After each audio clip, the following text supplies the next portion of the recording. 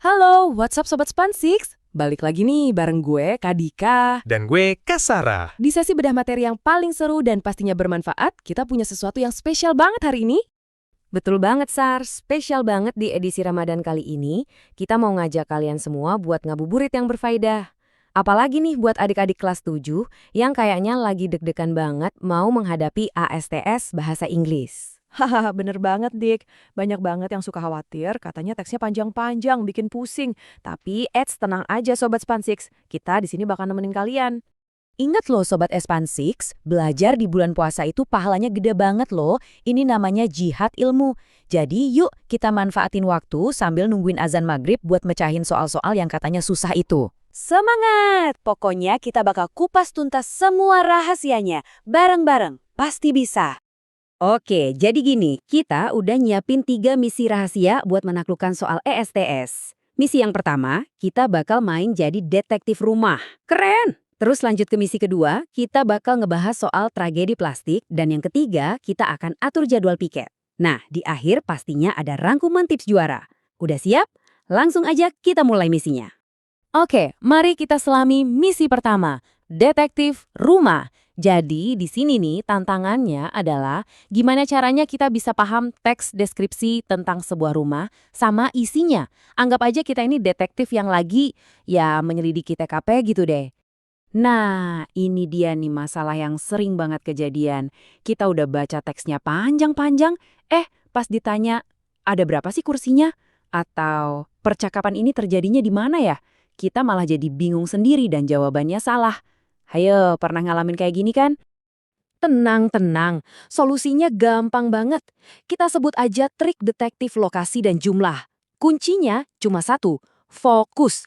Yap, kita harus super fokus nyari kata kunci yang spesifik buat lokasi sama jumlah benda yang lagi ditanyain di soal.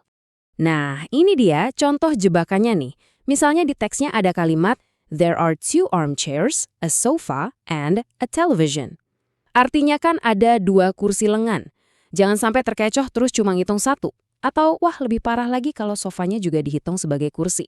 Pokoknya hati-hati banget sama angka dan detailnya ya Sobat Espansix. Intinya gini, gampang kok. Kalau di soal ditanya vehicle alias kendaraan, ya langsung cari kata car atau motorcycle. Kalau ditanya where alias di mana, cari nama ruangan. Misalnya living room atau garage. Terus kalau ditanya how many, fokus ke angkanya. 2, 3, atau bahkan yang artinya 1. Simple banget kan? Misi pertama beres, mantap. Sekarang kita lanjut ke misi kedua, yang topiknya lagi hype banget dan penting banget buat kita semua. Tragedi plastik. Nah di sini nada kita agak lebih serius sedikit ya, soalnya ini menyangkut bumi kita nih. Oke, pertanyaan utamanya adalah ini. Kenapa sih sampah plastik itu bisa disebut sebuah tragedi? Kenapa benda yang kita pakai hampir setiap hari ini bisa jadi masalah yang super besar buat lingkungan kita? Ayo kita bedah bareng-bareng. Nah, ini dia jawabannya. Plastik itu butuh waktu, dengerin baik-baik ya, ratusan tahun buat bisa terurai atau decompose secara alami. Coba bayangin deh, botol plastik yang kita buang hari ini, itu mungkin masih bakal ada di bumi pas cicit kita nanti udah punya cicit lagi. Inilah yang bikin plastik itu bahaya banget. Nah, karena berbahaya, kita harus tahu cara ngatasinya dengan benar. Kalau di pilihan jawaban ada burn it atau bakar sampahnya, itu udah pasti salah besar. Bakar plastik itu malah bikin polusi udara yang bahaya banget buat pernapasan kita. Solusi yang paling benar itu ya recycle it atau mendaur ulangnya. Kita bisa ubah sampah plastik jadi barang baru yang berguna.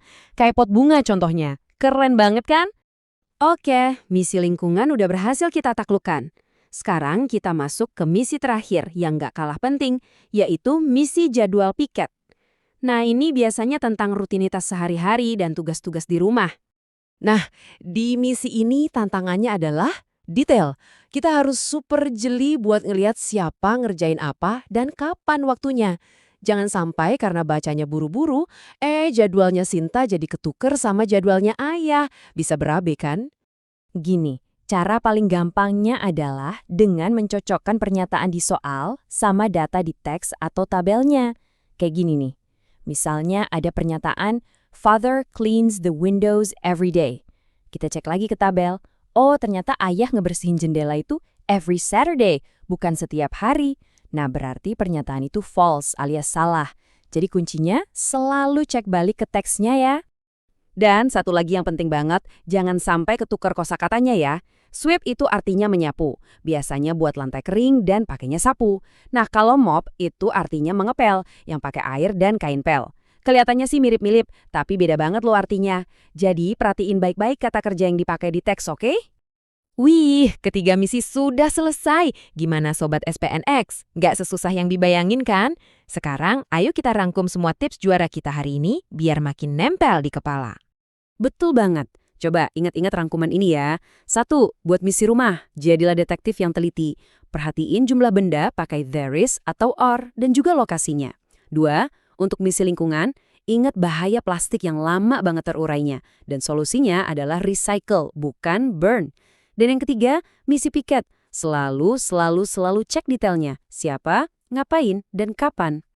Ingat ya, kuncinya cuma teliti pas membaca dan kuasai kosakatanya. Jangan panik duluan kalau lihat teks yang panjang.